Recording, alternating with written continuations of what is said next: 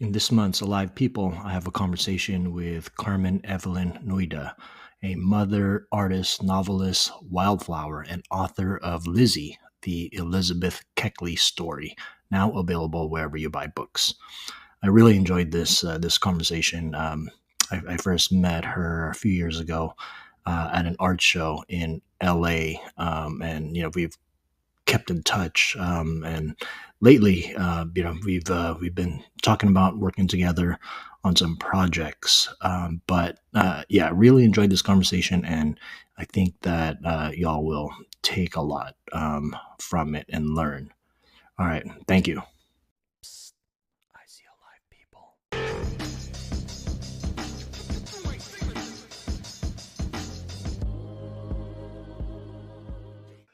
All right, let's start. So Okay. let's start with the first question. Where is your family from in the Philippines? Okay, so it's super cool where my family is from. My mother is from Legazpi City, which is in Bicol, the Bicol region of the Philippines, where the beautiful Mayon volcano still stands today. It's still an active volcano. And my mother's father is also from Bicol in a township called Owas. And they all speak Bicolano, but there's an intonation and there are some variations on the theme and the way they structure their sentences, but they're all Bicolanos. My late father's side, his father was from also Bicol in a place called Albay Kamalig Albay. And that's where our family home is, and it still stands today. It's considered like a national landmark, if you will, protected by the historical preservation um, organization there. And then my father's mother is from Washington D.C. She hails from the United States. And then when she married my grandfather, they lived in the Philippines for the rest of their lives. And my grandmother would just occasionally come to the United States to visit, that sort of thing. So that's where my family is from. However, I grew up in Metro Manila, and I was born and raised in Manila in a town called Parañaque, which Paranaque. Paranaque, yes, Yeah. Parañaque, and yeah, that's where I grew up, and I still have very fond memories of it. Does my Lolo's from Albay? Does Albay mean something? I forget. Or does it mean Does like a tabletop or Yeah, something? something like that. Yeah, Got and it. it will be interesting to kind of find out where that is derived from. My God, though, now that we're thinking about Bicol, the food and the people are just some of the most incredible people and some of the most incredible food. We're known, you're Bicolano partly, right? We're known Yeah. for our super spicy food, like crazy spicy. And that's where all the coconut milk based dishes come from. There's this dish called pinangat, which is like a really lovely dish made from gabi leaves, very similar to taro that the Polynesians and the Hawaiians eat. Gabi leaves, and there's a very meticulous process in preparing the dish, because if you over manipulate the leaves, it will cause a bitter taste and cause your tongue to itch. If you overcook it, there's just this whole thing with that. So there's that ritualistic process in the food preparation in Bicol, which I was exposed to as a young child growing up. My father was a businessman, and at one point owned a food takeout business. And specializing in Bicolano food. And it was quite popular when I was growing up. And I loved working and scooping up the food and giving it to the people. There's no such thing as child labor back in the day. It's like your family owns this business, you're working on the weekends, when you're not in school. So, looking back at all those things, I come from When you ask me the question, where's your family from? There's just so many layers to that answer. It's not just a geographical kind of point of view. It spans beyond that, the kilometers of that space. You know what I mean?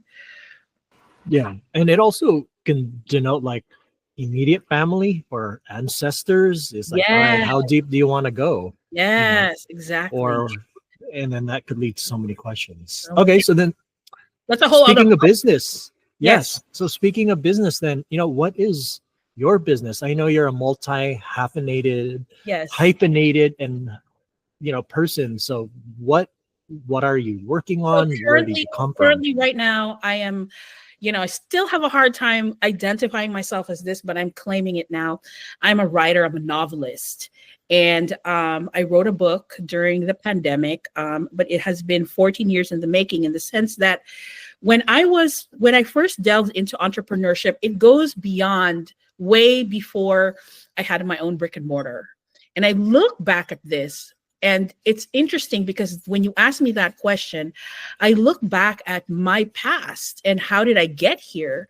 And the very first time I remember being an entrepreneur was when I was a young child selling sandwiches, because I had this idea that what had happened was my brother, Robert, went on summer vacation away with my older brother to my aunt's home in Cagayan de Oro. I was left with my younger siblings. This was in the summer of, I don't know when. I was a very young child. And my brother specifically told me, do not ride my bicycle. It was a BMX bike. Oh, but of course I was, very, very resilient, very resistant to that idea. I'm free. He's not here. I'm going to ride the bike. So I had so much fun riding that bicycle with my friends, showing it off, because it was the only bike in our neighborhood that was like that at the time when BMX bikes first came out. And then it got stolen. And I was anxious. I didn't know what to do. My brother's going to come back from vacation and he's going to find out that he no longer has this bike that he loved. And I decided that summer, I'm going to do something to raise money so I can buy the bike.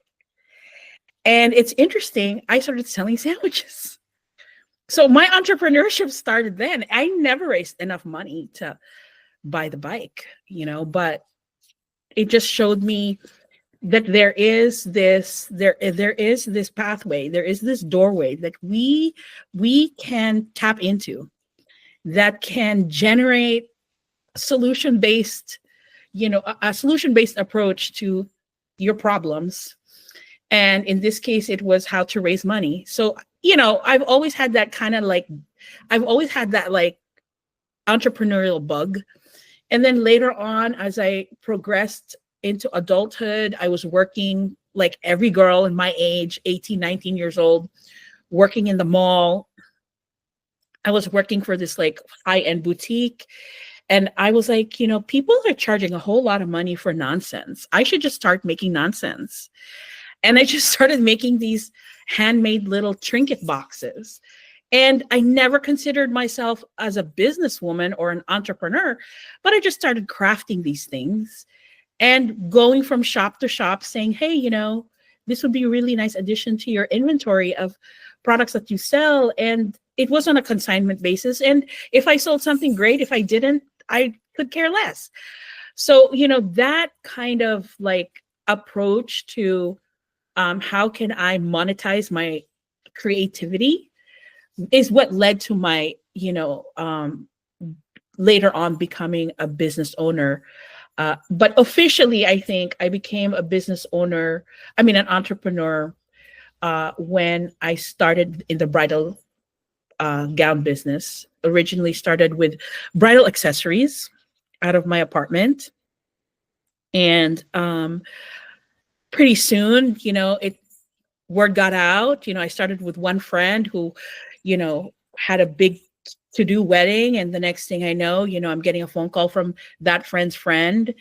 And then the next thing I know, I'm starting to make custom pieces for Barney's New York, Vera Wang, and then eventually this incredible, super high end boutique, bridal boutique on Manhattan, in Manhattan rather, on Madison Avenue in New York, called Amsala, who was the premier bridal gown designer of the day.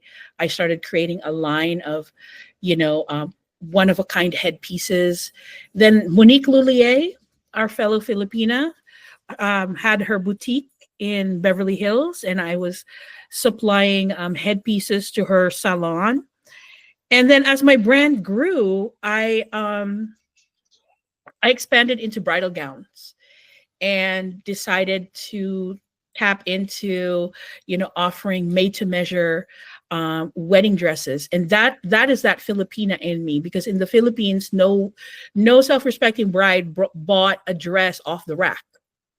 That's just the thing. You know what I mean? Like, I don't know how it is today, but during my time, if you got married, you were to be married, you were going to have a wedding gown custom made for you from, top to bottom. And it came with a whole entire trousseau. So I started offering that, and I started to integrate that Philippine tradition, philosophy into the American market, and realizing that module of business is really the same module of business for haute couture. So when you go to like Parisian ateliers, that's the business module, so I dared not call myself an haute couturier at the time, so I called myself a demi couturier, meaning like the midway point. It was not off the rack, but at the same time, I did not want to label myself in the same category as Senor Balenciaga, or like Yves Saint Laurent, or like Christian Dior, or even somebody like Pitoy Moreno,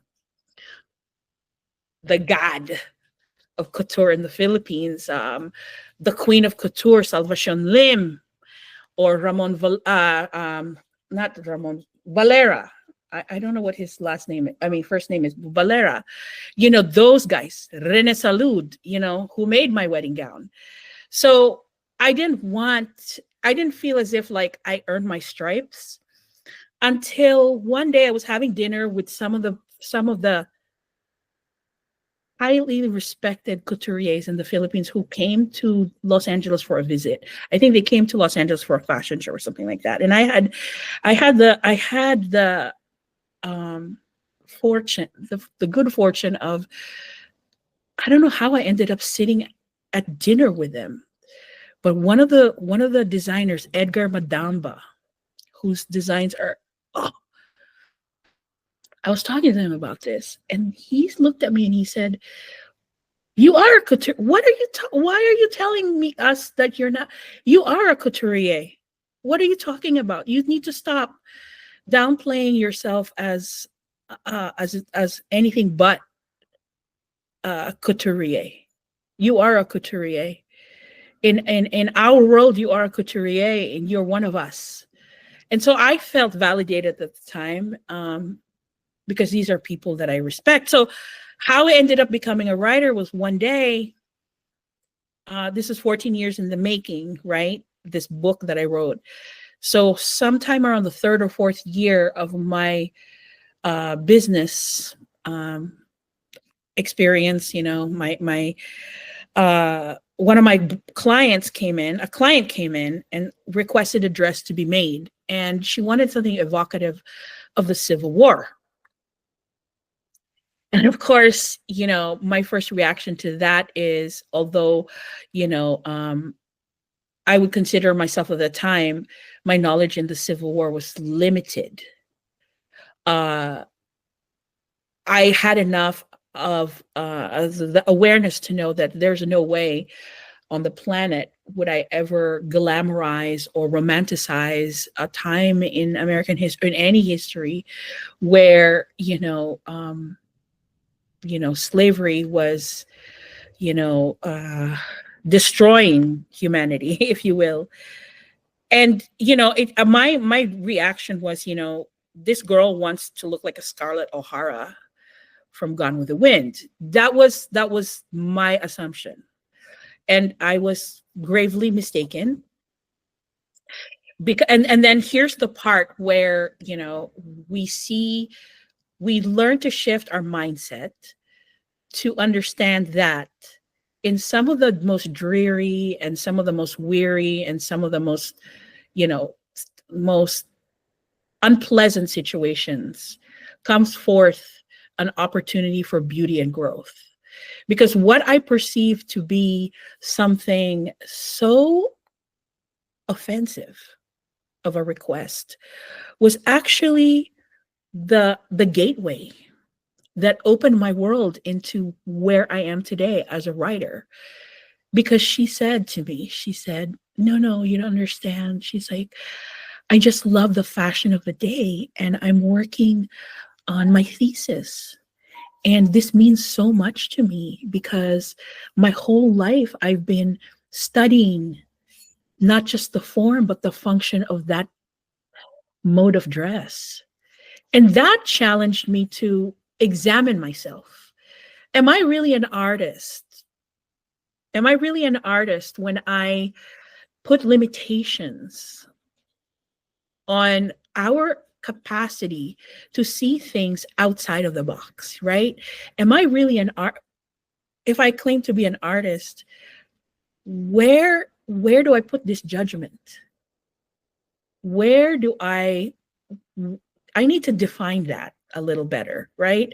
So I said, give me a few days. Allow me the opportunity. I apologize, for jumping into conclusions, because I told her there's no way I'm going to romanticize the Civil War. There's no way I'm going to create anything that remotely even hints at the idea that, slavery was not that bad. There's no way on the face of this earth. And, I apologized, and I said, allow me a few days to, examine this and do a little bit of research on my own, and I'll get back to you. So a few days turned into maybe a couple of weeks. And then one night, as I was doing my research very diligently, because I really, and I also read the draft of her thesis, which was exceptionally written and very responsibly written. And there was this violet gown that popped up, this velvet violet gown that popped up on the screen. And mind you, this was 14 years ago. The internet was not as accessible today. The resources are not as accessible today, so and the information was so limited at the time. Like, I had to make phone calls to the Library of Congress. I had to go to the library, look at books and access microfiche, that sort of thing. But there was this purple gown that popped up, and I said, oh my God, what is that? It's so different from all the other Southern dresses of the day. Everything but the kitchen sink. Sorry, my dog's in the back crying. Everything but the kitchen sink. And I was like, what is this dress? It's different.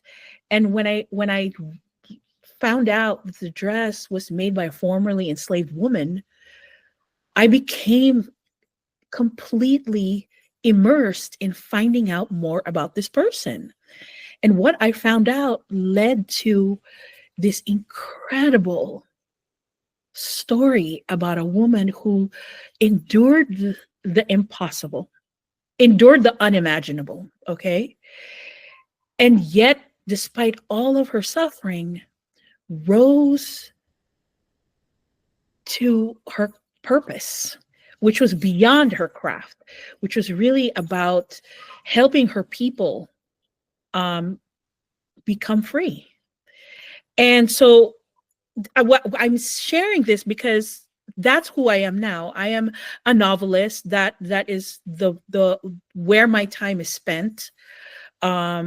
In advancing the storytelling of Elizabeth Keckley's life. And over time, my creative journey evolved And like I said, this is what led to my current work as a writer. The storytelling and the artistry of my dressmaking, if you will, is now what fuels my passion for writing. And it's the same storytelling, except in a different format. Because when you create a dress, you're also telling the story of the person, to the story of that tradition, whether it's something that the bride wants to link with her mother's past or whatever, So this experience allowed me to craft this narrative that I'm telling today, and it's just as meaningful, if not more meaningful, in purpose. And so it really is interesting how, when we are in our present, we don't really see the whole scope of what our purpose is, if you know what I'm saying. And it's only when we're kind of away from that and we're looking at our past that we realize all these experiences led up to who I am today. So I guess, that's the long version of the short version, which is that I write. I spend my days writing. I'm working on finishing this second book, which has a soft launch date for April. The first book is already out, and it's being adapted into a theatrical play.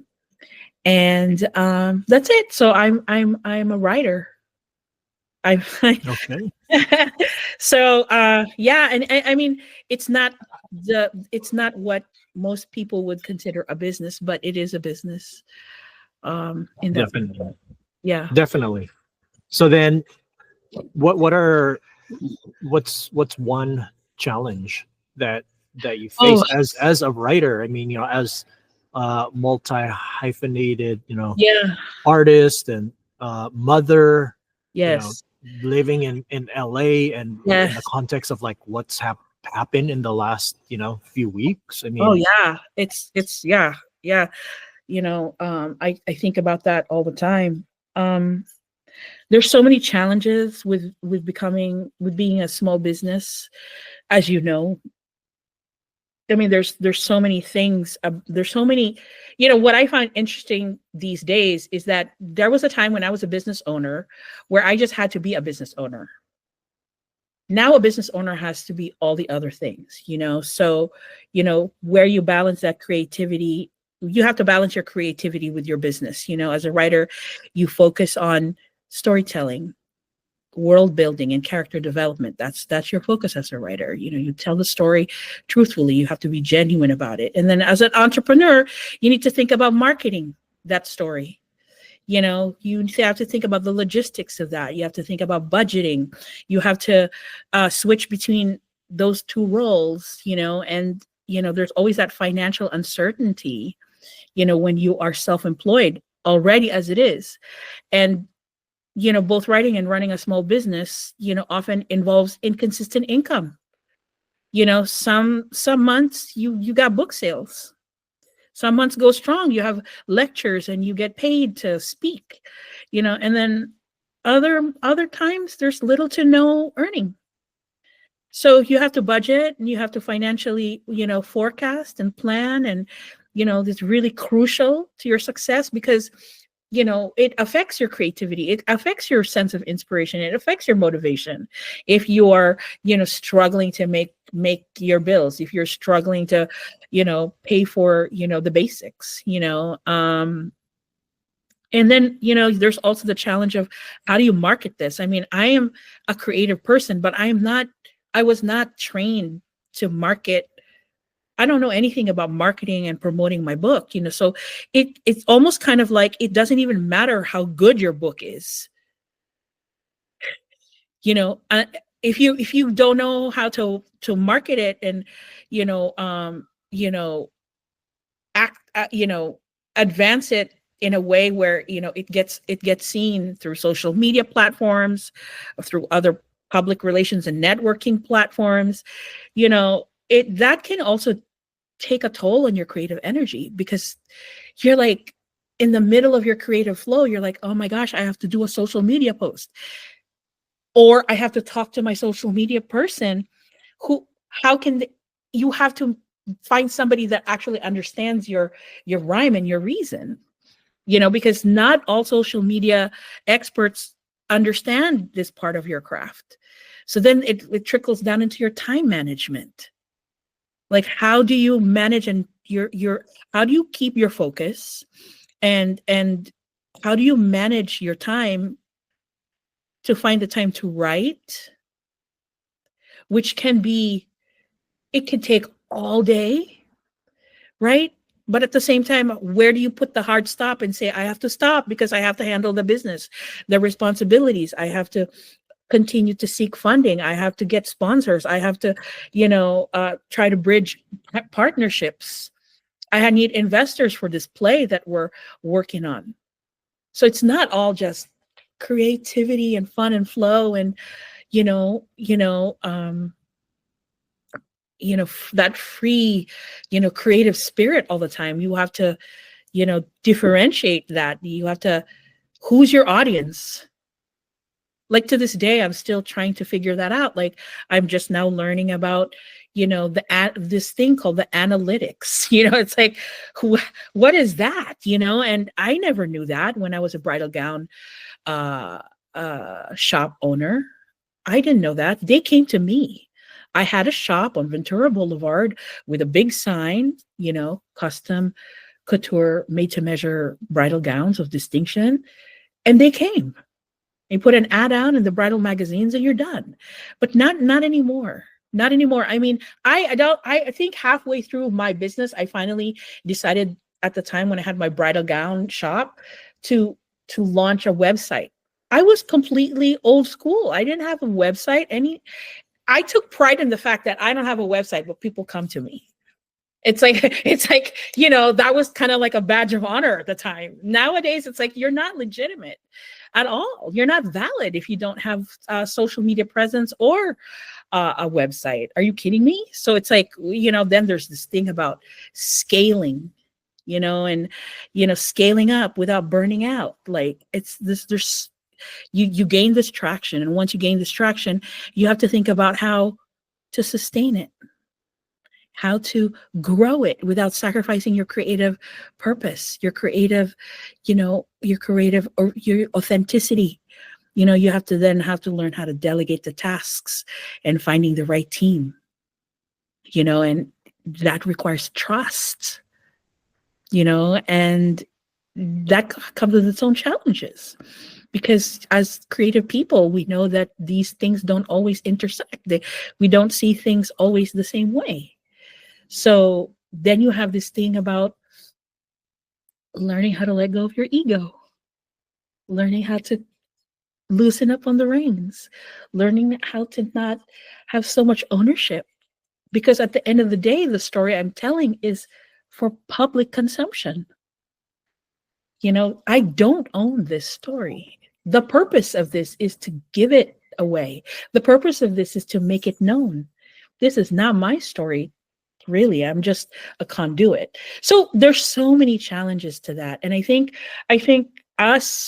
we creative people have to find that happy medium. We have to figure out a way how to balance that. And, if we had all the resources, maybe it would be a little different. But I think even then, as creatives, we still have to find a way to maintain the integrity of our craft and our authentic purpose, but at the same time, learn how to be successful in monetizing it without, I guess the word is selling out, without compromising, your craft,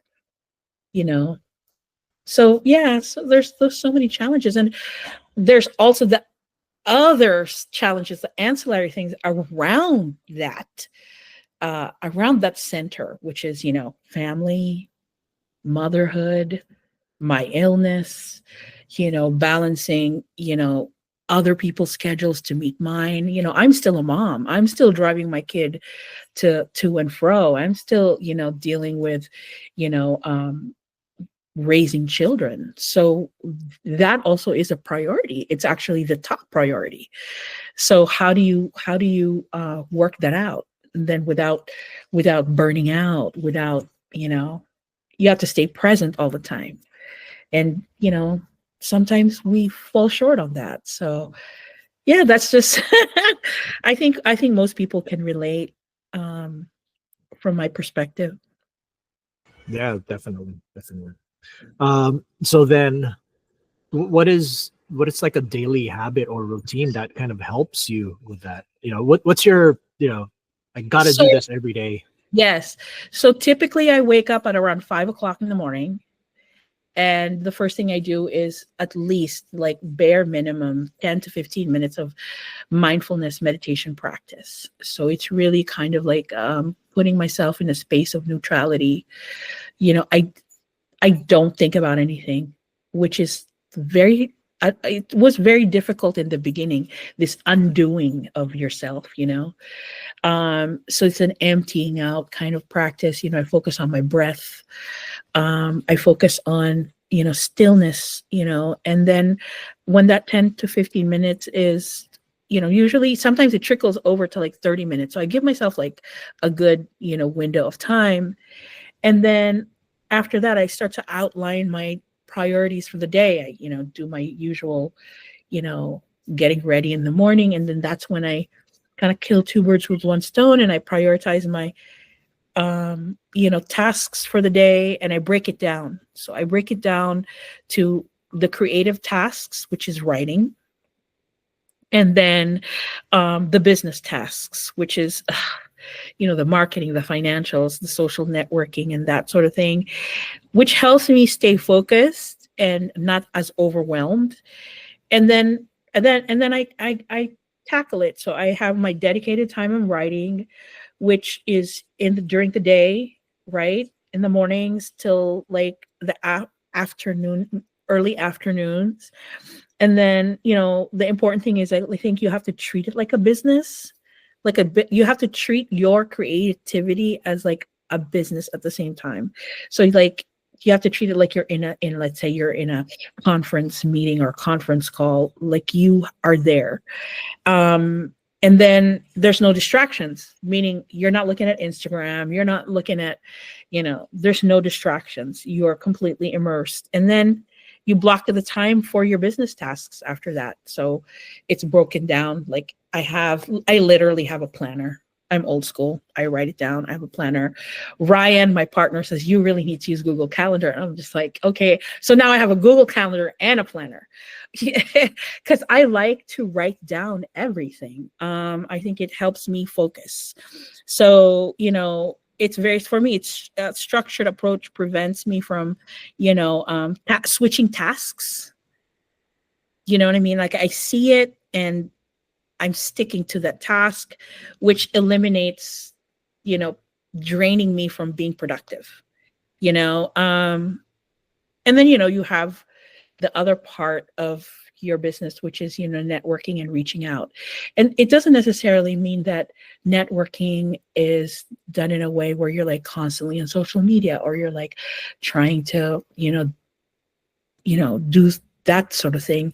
Sometimes it's as simple as like reaching out to a person that you haven't, reaching out to a like-minded person that you haven't spoken to in a while, picking up the phone and saying, hey, how are you doing? Sending him a text and saying, hey, I'm just checking up, seeing how your project is coming along, or what are you up to? So I think sometimes in those instances, you actually will find opportunities to have lunch, to meet and collaborate with each other. So I think being able to set boundaries is also important, but that's really my routine.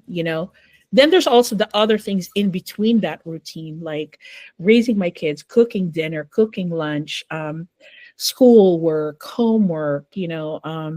Luckily for me, my children are grown. They're not young kids anymore, little kids. So, one is already a junior in college. She drives, she's quite independent and very responsible. And then the other one is in her senior year in high school. So I take that opportunity while she's in school to take care of all the things I need to take care of, because when she's home, she's going to need me for that support, whether it's for her homework, whether she's got challenges with a project or whatever.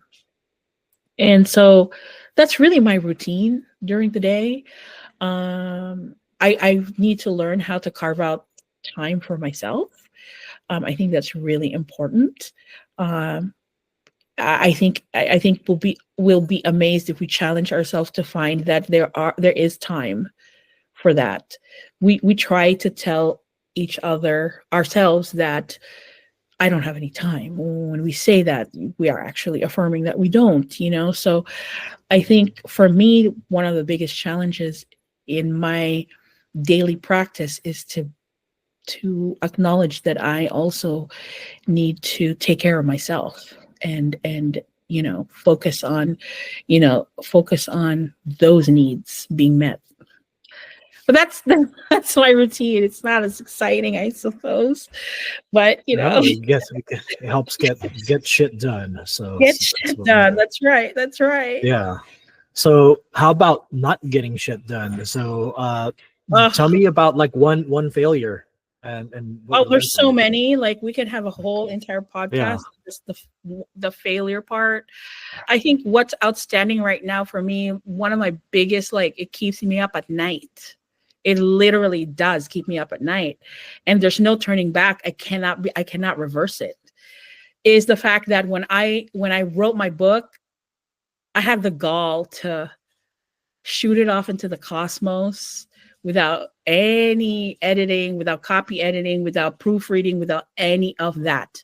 Like, I did not know about, the arc of the story and the character development and all this stuff. I just wrote it like it just came out of me and I just wrote it, and it was done. And I was like, that's it, close, done, close it, close. It's a wrap, boop, boop, and oh man, I stay up at night. It keeps me up at night because I know, like, oh gosh, that was not 1863. That was 1864, the year. It's like, whoo, you know what I mean? And so I think that in any form of work, whether creative or however you want to call it, I think it's really important to abandon the ego. I think it's really important um, to um, to lean on the people that surround yourself with people who are better than you. Surround yourself with people who you can learn from, and be open to the fact that not everything you know is correct. Not everything you do is right. Not everything you do is sound. And that the most important thing is that you have the right intentions. Because for me, I think I was so I was, first of all, so proud that I finished a book and that I actually had the gumption to write it. And I wanted so bad to share it. And I thought that everything I knew was all that needed to be known. When in fact, so many missing parts. There's so many layers that could have,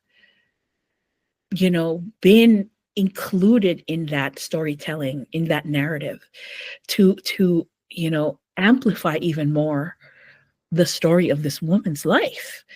And I think that had I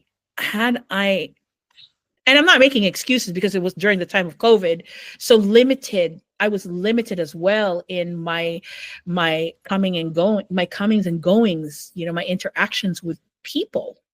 But that's no excuse. There was the phone, there was, emailing, there was all that. And even more so, I think people would have been more receptive and responsive because people were just sitting at home. And I think this was the perfect time to strike while the iron was hot. And I think that is what keeps me up at night, is the fact that my book is out there, unedited. There's so many typographical errors. There's grammatical errors. There's, inconsistencies, historical inconsistencies, like 1863 should be 1864, all those things that keep me up at night. But what I did find to be very, very like a salving approach to my discomfort about it is the fact that nothing is ever final. You can amend it. You can change it. It's called revising your book. So my second installation of this book is a revised edition that's coming out on Valentine's Day. And it's going to be, a much better iteration of the original.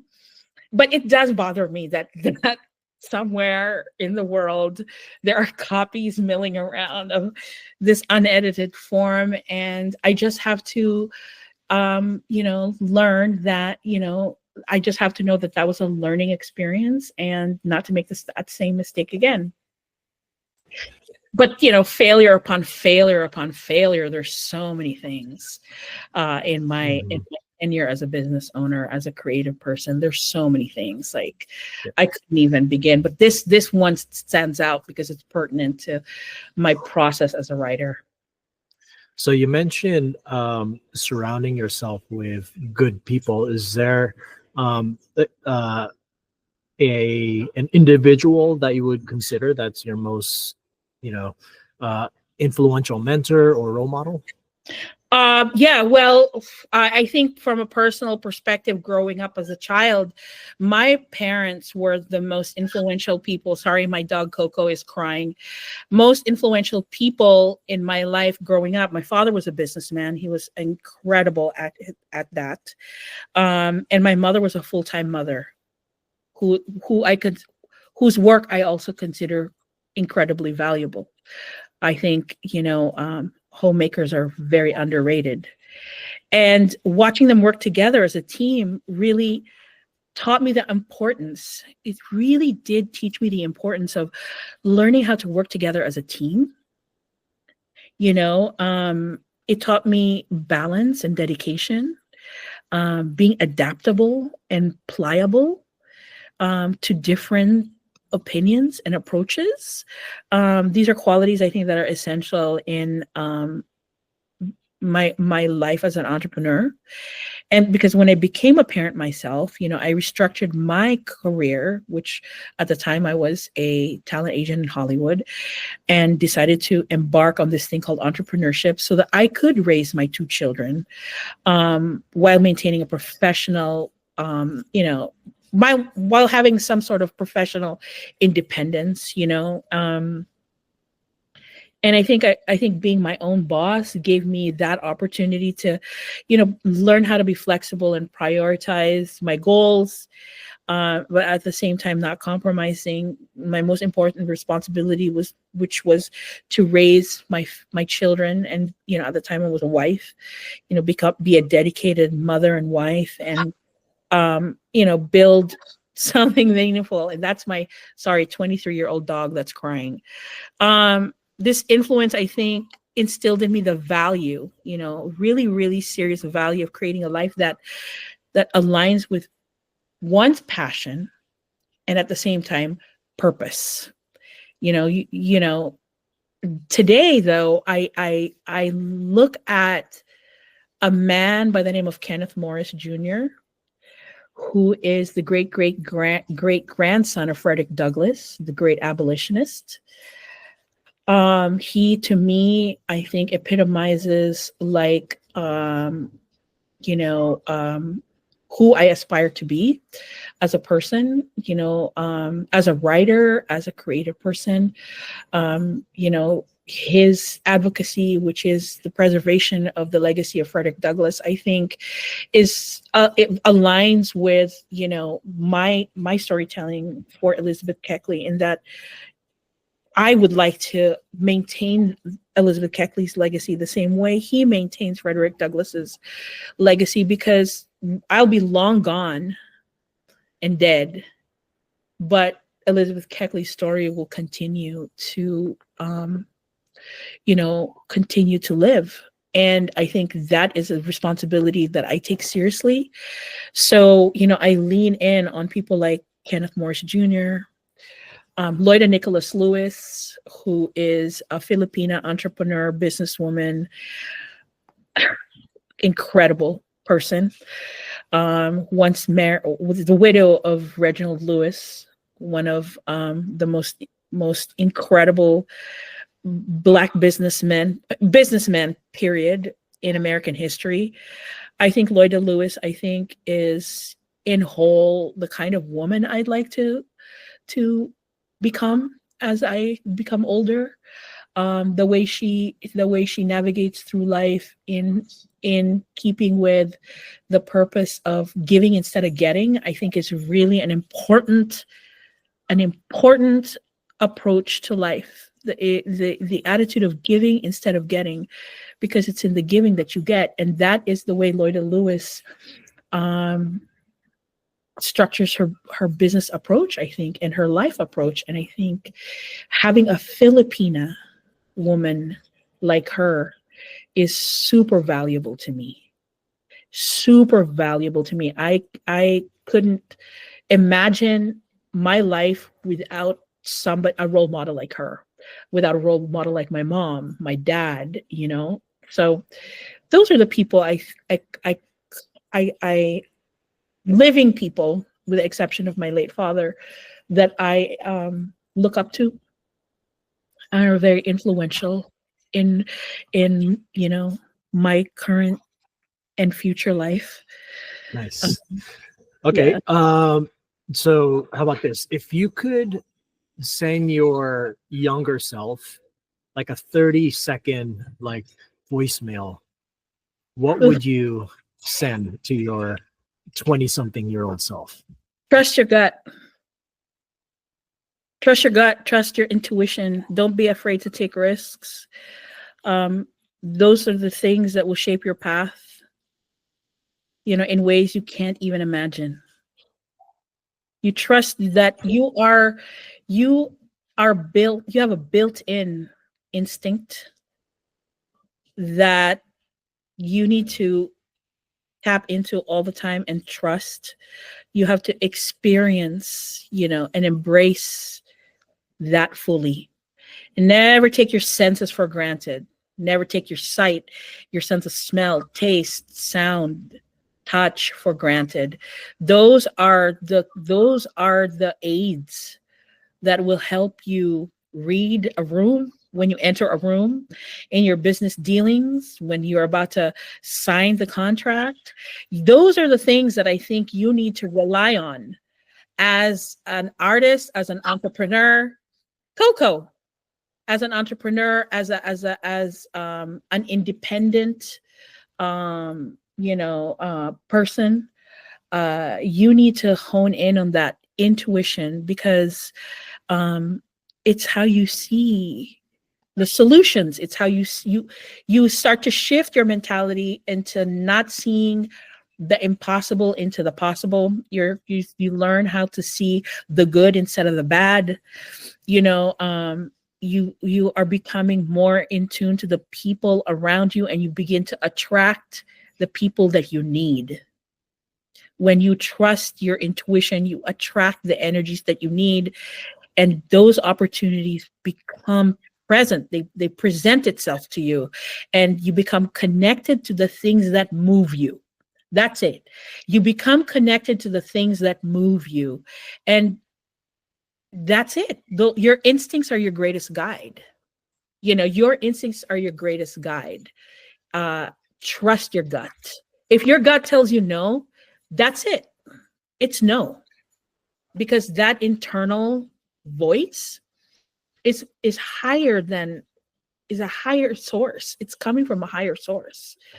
And whether you're a believer of the divine or not, you know, it is coming from a higher source. So, you know, you have to trust that instinct. You have to trust that gut. So then, and you're noticing, like, how do I balance it? I'm doing business. There's dogs, there's kids in and out of the house. You know, this is real life, man. It is definitely. So was there a time that you could remember when, through your different entrepreneurial, experiences, that it's like, oh shoot, this isn't just about making dollars and cents Yeah. paying rent? Like, is there a bigger advocacy? Like, what was that, I guess, that turning point that just made you like 100%. click? I can definitely pinpoint that. The turning point for me was when I realized that Lizzy was more than a story. It started out as a fascinating story to me. Like I was enthralled by it. But the turning point was when it became more than a story to me. It was a powerful testament to a woman's resilience and breaking. She was a woman who broke stereotypes. And as a woman of color myself, that was a turning point for me. Lizzy was born into slavery. Elizabeth Keckley was born into slavery, yet her life was a testament to endurance, to resiliency, to strength. Her the unbreakable human spirit that she possessed. And in so many ways, although my life paralleled hers, at some point it started to intersect. And so I can relate to a certain degree, but not in full, obviously, because, I couldn't even imagine what it would have been like for someone like her. But, her journey reflected a struggle of identity, of perseverance, and the fight for equal rights, so it was more than just, oh, I have to tell the story because it's like such a great story and it's going to be amazing to read about, and that at that point, I knew then that my work was not just about storytelling anymore. It just wasn't about storytelling anymore. It was about giving a voice to the unseen, to the unheard, to the unlooked, the forgotten, the canceled out, the strategically erased, the erasure of her life.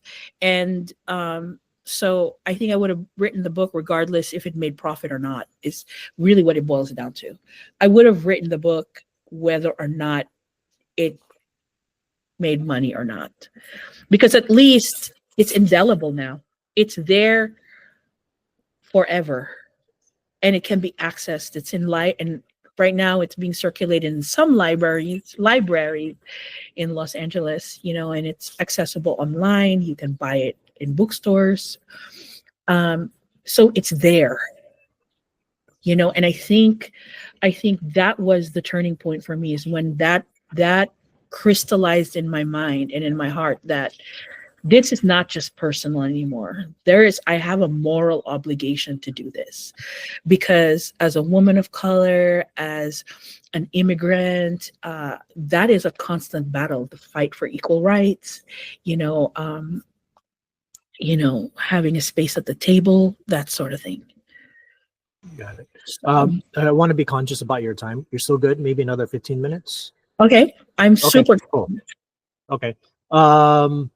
So a lot of people, they, in this day and age, back in the day, you mentioned having to go to the library and looking at the microfiche and all of that stuff. And now we have the opposite problem, where it's like there's too much information, and with like a day of AI and 1,000 podcasts. Like, what are what's like one like resource recommendation you would recommend for someone that wants to get into something that you're doing?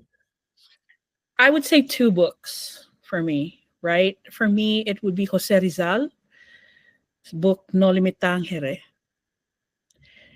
and The Life and Times of Frederick Douglass. I was 14 years old when I was 7 years old when I read Jose Rizal's No Limitangere. Growing up in the Philippines, I was attending De La Salle University. It was required reading for an upper grade level, but I accessed it. And my life changed after reading that book. It brought a new perspective, in the same way that The Life and Times of Frederick Douglass, his memoirs, his autobiography at age 14, when I first came to the United States of America, was one of the first books I ever read. And it gave me everything I need to know about anything in the United States history. And I really want to focus the last few minutes on this, because it's really important to share. Jose Rizal and Frederick Douglass. Jose Rizal was Filipino.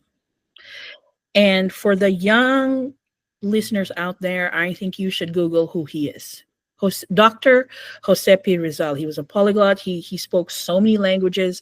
He was an artist, musician, a poet, a writer, a historian, a scientist, a doctor. I mean, all of those things. And he wrote one of the most incredible works of literature ever written called Noli Me Tangere. And Jose Rizal and Frederick Douglass share similar things in their lives, and as far as their backgrounds and the historical context of their life. Number one, I think at the top of the note, they both advocated for freedom and equality. Our lives as Filipinos would not be the same had it not been for the fight of Jose Rizal. He fought for Philippine independence, number one, and for Philippine independence against Spanish colonial rule. And those were tough times. He advocated for equal rights and reform through his writings. So the power of the pen had really such a huge, it was a huge movement. So I draw from that he was a writer and he was able to affect change through his writing. Frederick Douglass was the leader of the abolitionist movement. At the height of the Civil War, he was very present. He fought against slavery and advocated for the rights of all Black Americans. Similar traits they shared. They were powerful intellectuals and writers. Both men used their writing as their primary source. They weaponized their writings. And it was their weapon against oppression. Jose Rizal wrote novels like Noli Me Tangere and El Filibusterismo. Is that how you say it? El Filibusterismo. He also wrote essays and articles, and he exposed the abuses of the Spaniards against the Filipinos. Frederick Douglass wrote his autobiography, The Narrative of the Life of Frederick Douglass. He wrote speeches and essays to reveal the horrors of slavery, and he pushed for civil rights. And his speech, I'll never forget that time when I read it for the first time, "What to the slave is the 4th of July," was such a powerful statement of the reality that Black Americans faced during those times. So that is a shared common thing they have. They believe that education was the path to liberation. Jose Rizal believed that. He was an advocate of that. And he believed that education was the key to empowering Filipinos, freeing them from this oppressive colonial rule, to be free from that colonial stick. So he studied in Europe. He was voracious. He was a student of life, and he became a linguist, a doctor, a poet, a scholar. And Frederick Douglass taught himself how to read and write at a time when reading and writing, if you were Black, was punishable by death or torture. And he later promoted education as a tool for Black liberation in America. So, and he also was a publisher of his own newspaper, the North Star. So they both challenge racial and social hierarchies, which I think is still a thing that we fight for in our common understanding culturally and as Filipinos and as Americans. Rizal defied the Spanish belief that Filipinos were inferior. And he demonstrated that argument by excelling in a multitude of fields, proving that Filipinos were capable of self-governance, that they were equally talented and brilliant. Douglass he dismantled all the myths of race. becoming the most sought after orator and public speaker of the time. He was the most photographed man of his day, and he proved that Black people were equal in intellect and capacity and ability. And sadly, they were. You could say that they were martyrs for a cause. Jose Rizal was killed in what is that place where he was shot at? He was, Dapitan. yeah, he was executed by firing squad, 1896, by the Spanish rule. But he became, his death became a catalyst. That was what spurred the revolution. And Douglass wasn't, although Frederick Douglass was not executed, he constantly faced death threats, like daily. Death threats, violence, persecution for his activism, and he died of natural causes, but his life's work laid the foundation for future civil rights movements and inspired others to, keep his legacy alive. So both Rizal and Douglass were fearless visionaries, I think, and they fought oppression with the power of the pen, with the power of their words, with intelligence, with grace, and unwavering courage. So for me, the two things that I think I would recommend the young people today to look into are the books by Jose Rizal and Frederick Douglass. Nice. What's one unorthodox skill you think you have that helps you Well, make for sense me, of things? I mean, is cooking considered unorthodox?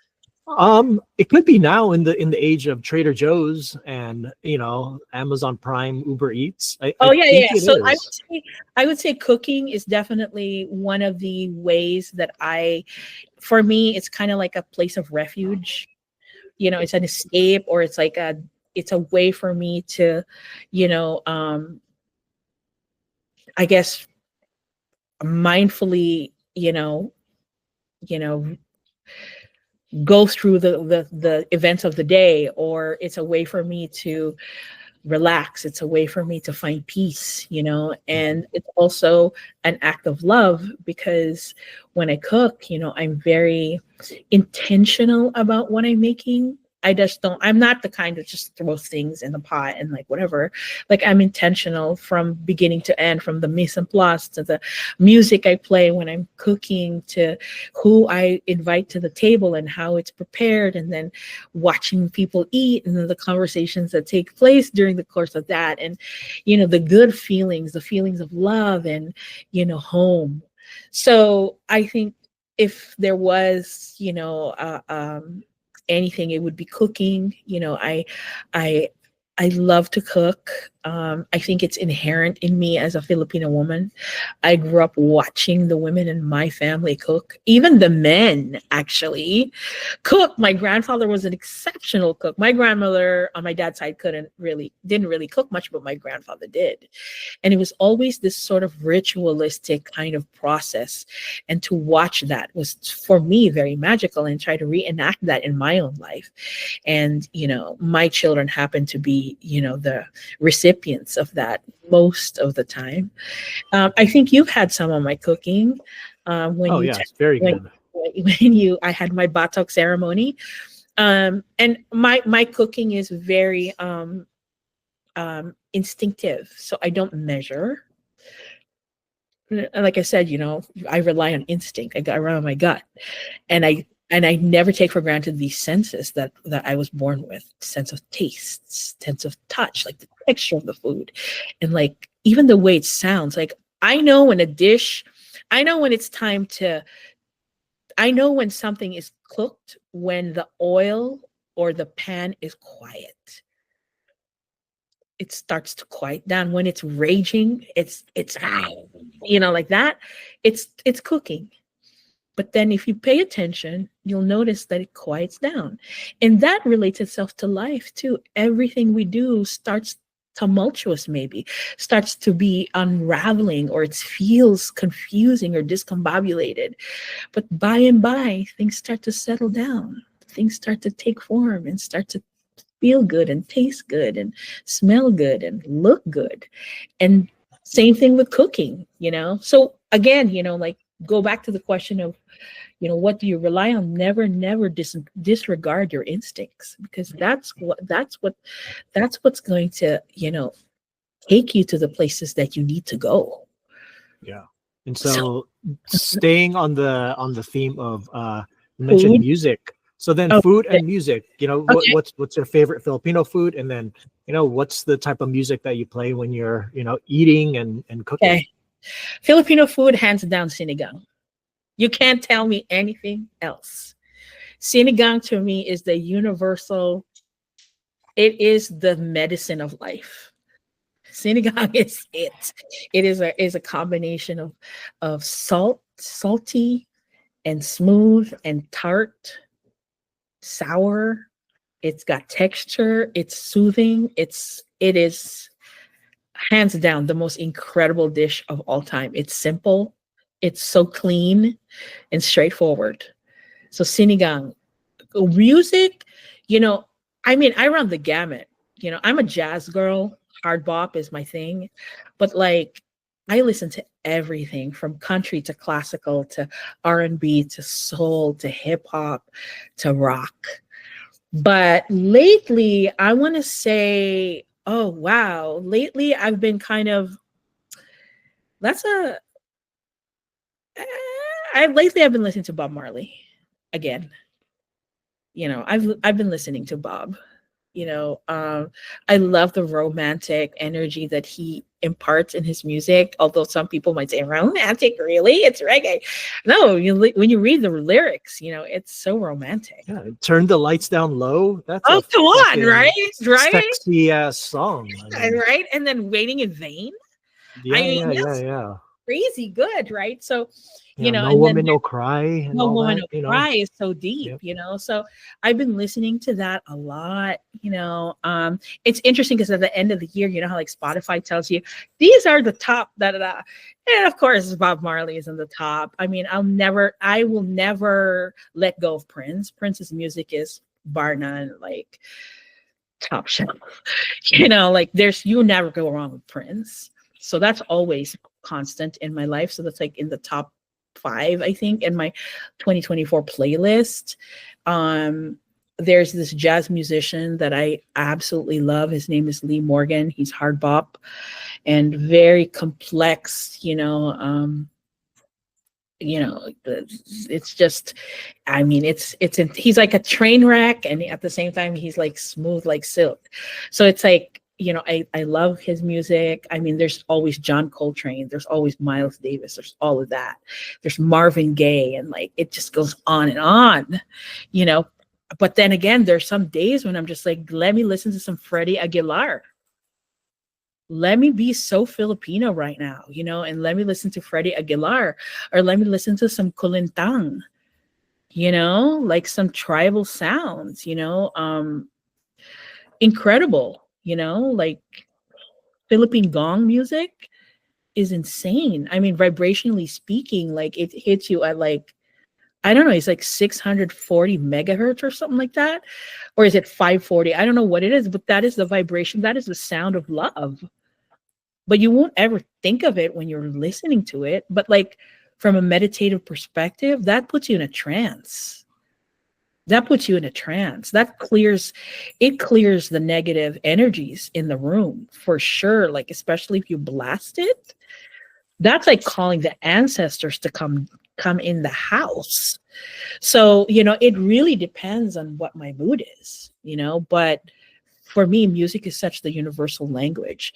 I think there's no music that I'm adverse to. I mean, maybe there's some like, that are just like, I can't because it's so dissonant. But even that I have to respect. Yeah. I just, you can look at a painting and walk away. You know what I'm saying? Yeah. Like, the painting, Yeah. just walk away, so I feel that. but like yeah, that's yeah. And I love rap. Like especially old school rap. There's just nothing Mhm. like it. It's like if you want to be a baddie today, you can listen to some Tupac. Mhm. I mean, you can conquer anything if you listen to Tupac. You know, I mean, it's a mood changer. Hit 'em up is no joke. You know what I mean? So, Chuck D from Public Enemy, it's game over. What? What? You said what to me? It's like, excuse me? No, sir. So, Yeah. it really depends. But then, some days I'm kind of like feeling a little Sade because I'm about to write my romance novel and I just want to talk about a little bit of that, So, it really is. That's, I think, the beauty of music. And if there's anything I can share with you about this question, is that my life cannot exist without it. Mm. I don't see how people go through a day without listening to a song. I just don't get it. I can't, I'm no offense, but I just don't get it. To me, it is an artery. It's an artery, and it directly pumps blood into the most important arteries that like sustain my existence. It's For a sure. it's a freaking problem solver. For Mu- sure. For sure. I mean, I think that, music is, yeah, it transcends all the boundaries we create for ourselves. 100%, 100%. Yeah.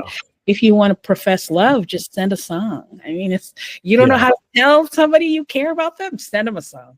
Send them a Mhm. little nothing gay, you know what I mean? Or if you want to apologize, send a song. Or listen to a song if you feel bad and you don't know how to solve your problem. Maybe the song will tell you something, you know what I mean? Or if you're jubilant and you're happy and you want to celebrate, play some Earth, Wind, and Fire or something. I don't know. You know what I mean? It's like, hey, you're feeling kind of funny and whatever, then there's just it's so universal, it's crazy. For sure. Okay. Well, thank you. Where can people find you online or any of your projects? Where can they? So on Instagram, I am the_Elizabeth_Keckley_story on Instagram, the Elizabeth Keckley story. Or you can follow me on the web at www.elizabethkeckley.com. The book is available at some fine bookstores. It's also on Amazon. But if you're going to buy my book, I think you should wait until the 14th for the revised edition, unless you're a hardcore book person and you want the first edition, which you can purchase on Amazon right now. We are currently in development and production for the adaptation of the book, which is becoming a theatrical play set to launch in February of 2026 and in Los Angeles, California, at a beautiful theater in Inglewood, California. And our hopes are to workshop it and advance it for Broadway in the future, hopefully, if the gods will it and the stars align. We take it day by day. I set no attachments or expectations. My work is very much day by day. It's very Buddhist in thought, one day at a time, focusing on the now.